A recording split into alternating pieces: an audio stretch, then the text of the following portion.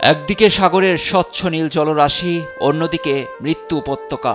ভূমধ্য সাগরের তীর ধরে এ যাত্রা ক্লান্ত ও বিধ্বস্ত গাজাবাসীর। সাগরের বিশাল ঢেউয়ের সৌন্দর্য এখন আর টানে না। এ পথের বাঁকে বাঁকে কত কথা আর স্বপ্ন বুনেছে এক সময়। আমি বুঝি নির্মাণের শিল্প, সালাম স্টিল বোঝে ডিউরেবিলিটি। সালাম স্টিল, মোস্ট ডিউরেবল স্টিল। বোমা আর গুলির আতঙ্কে ঘুমহীন ফিলিস্তিনিদের ছুটে চলা এখন উত্তরে, সেখানেও মৃত্যু আর অনিশ্চিত ভবিষ্যৎ।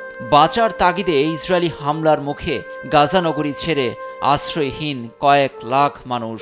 যে যেভাবে পারছে ছুটছে।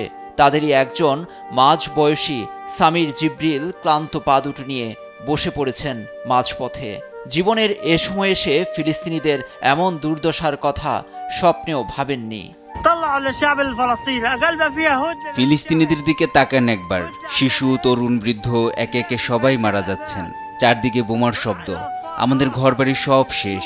সবাই যুদ্ধবিরতি চাচ্ছে। কিসের জন্য? একটু নিরাপদে থাকতে চাই।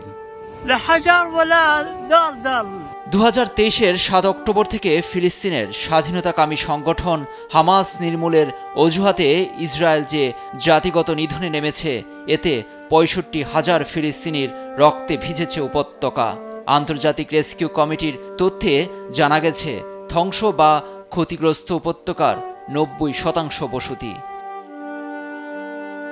বিকেল গড়িয়ে নামছে সন্ধ্যা। কবে আসবে নতুন ভোর, যেখানে থাকবে না বোমার শব্দ আর বারুদের গন্ধ? এমন দিনেরই অপেক্ষায় মুক্তিকামী ফিলিস্তিনিরা। লুৎফর কবির, নিউজ ডেস্ক, দেশ টিভি।